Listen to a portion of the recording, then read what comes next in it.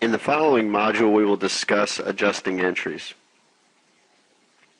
Recall from Chapter 3 that adjusting entries are performed at the end of the accounting period to convert the unadjusted trial balance to the adjusted trial balance.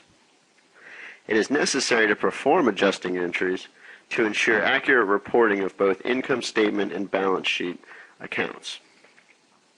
The use of accrual accounting creates the need for adjusting entries because rather than recording revenues when cash is received and expenses when cash is paid, we instead record revenues when the earnings process is complete and match the expenses that help generate those revenues in the same period.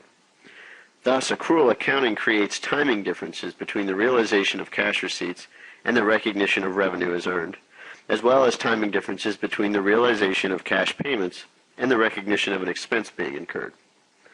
Adjusting entries are performed to complete the accrual accounting process and help ensure that revenue and expense recognition occurs in the correct period.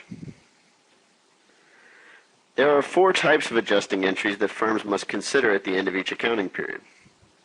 The first adjusting entry converts assets to expenses. This type of entry is needed when cash is paid prior to an expense being incurred and involves a debit to an expense account and a credit to an asset account. Recording this type of adjusting entry helps to ensure that asset account balances reported on the balance sheet are not overstated. It also helps ensure that expenses recorded on the income statement are not understated. If this adjusting entry is not made, net income would be overstated. The second adjusting entry converts liabilities to revenue. This entry is necessary when cash is received prior to the revenue being earned. This entry involves a debit to a liability account and a credit to a revenue account. Recording this type of adjusting entry helps ensure that liability account balances reported on the balance sheet are not overstated. It also helps ensure that revenues recorded on the income statement are not understated. Consequently, if this adjusting entry is not made, net income is understated. The third adjusting entry accrues unpaid expenses. This entry is necessary when an expense has been incurred, but the company has yet to fulfill their commitment related to this expense. Often this unfulfilled commitment represents a liability, i.e. accrued interest on a loan. But it could also involve an equity account, i.e. restricted stock or stock options. This entry therefore involves a debit to an expense account and a credit to either a liability account or an equity account. Recording this type of adjusting entry helps ensure that expenses are recorded on the income statement are not understated. Failure to make this adjusting entry will thus overstate net income. The fourth and final adjusting entry accrues uncollected revenue. This entry results from revenue being earned before cash is received.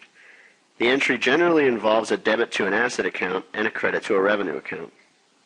Recording this type of adjusting entry helps to ensure that revenues recorded on the income statement are not understated, which would result in understated net income. Let's review and bring it all together. Adjusting entries are performed at the end of the reporting period to allow firms to prepare an adjusted trial balance. There are 4 types of adjusting entries. The first entry converts assets to expenses and is designed to make sure net income is not overstated. The second entry converts liabilities to revenue accounts and is designed to make sure net income is not understated.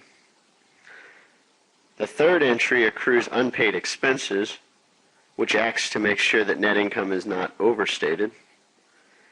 And the fourth and final entry accrues uncollected revenue, which helps ensure that net income is not understated. In the next few modules, we will provide examples of each type of adjusting entry.